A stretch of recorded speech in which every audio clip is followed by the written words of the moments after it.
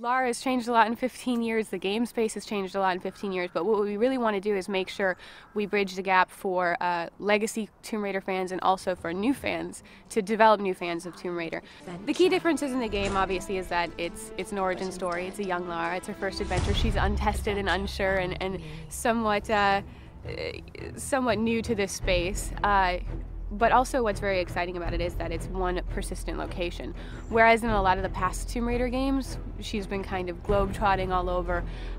This game will take place on one island. There's a lot of diversity in the settings though, which is great. You'll get to see a lot of different environments, a lot of different settings on the island. But it gives us a chance to really flesh out Lara's own character development and growth by having her in this one plight, in this one situation, rather than jet-setting all over the world. So that's one thing that we're very excited about.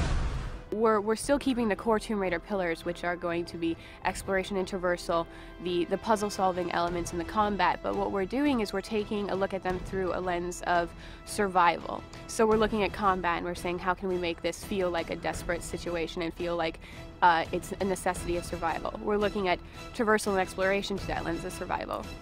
And then we're also looking at the puzzles where traditionally you would have Lara running about, flipping switches, finding keys. We're looking at it as a smart and resourceful Lara who looks at her environment and she evaluates the situation, and she has to learn how to take pieces of her environment and reappropriate the environment to her own needs to escape situations or to solve puzzles. So it's really just taking those core pillars and making them fresh and relevant for today's audience, but I think people who play it are absolutely they're gonna feel the Tomb Raider in it.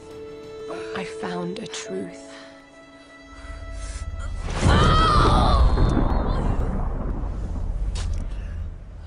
And I knew what I must become.